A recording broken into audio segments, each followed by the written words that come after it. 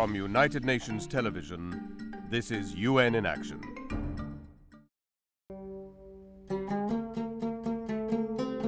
The Syrian conflict, now in its fourth year, has forced over 2.7 million people to flee the country.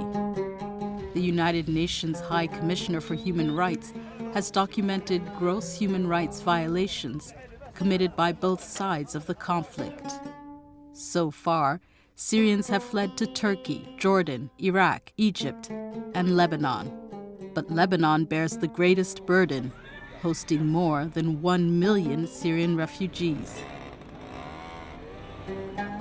Abu Yazan, not his real name, is one of them. He's next in line to see a doctor at Restart Center in northern Lebanon. Abu has been a patient here for nearly 2 years. Before fleeing Syria in 2012, he was accused of being a terrorist and held in detention. He says he was tortured. أحيانا بشحمة الدم وبحلمة الصدر يعني بالمناطق الحساسة كثير كانوا يحطون لنا الكهرباء بس أكثريتها كان بالأعضاء التناسلية وأبشع شيء كان هذا كله بالحمل أنك تكون غرفة ما بتطلع قد الغرفة هي يكون فيها 60 64 مرة عندنا 64 شاب. Dr. Sana Hamza, a psychotherapist, has been overseeing Abu Yazan's treatment. He came with a lot of precaution and cautiousness. So after built confidentiality with him, he started to have this confidence towards us and also towards himself. Abu is bitter about the attacks against him and considers them degrading.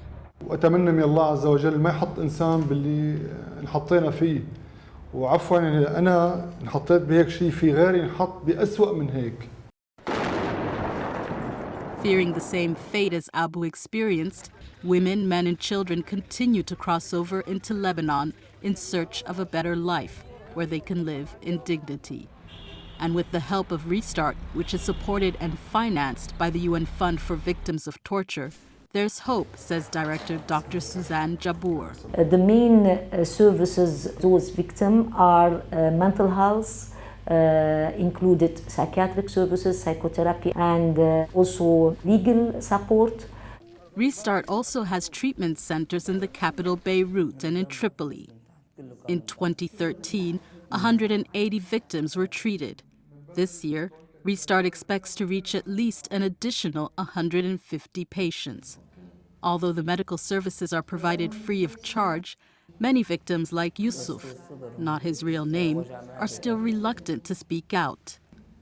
When he finally opened up, Yusuf said he was held captive and subjected to electric shock for allegedly taking part in protests. صار ينزل من دموعي يعني إنه ما عاد شفت أحمر عيوني وقعت بالأرض هون إجوا أخذوني.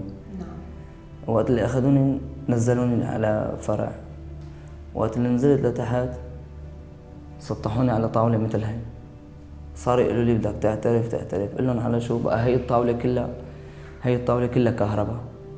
صار يحطوا لي كهرباء هون ومن فوق لتحت. صار يشغلوا الكهرباء ويعذبوني.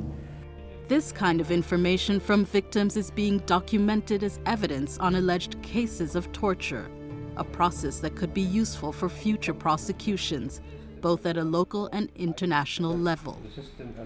Dr. Murad El-Shazli, a psychiatrist and trustee of the UN Fund for Victims of Torture, commended the initiative. More fresh your documentation, the more close it is to the actual incident, the more reliable it will become for future purposes. I mean by that, if the case goes to court.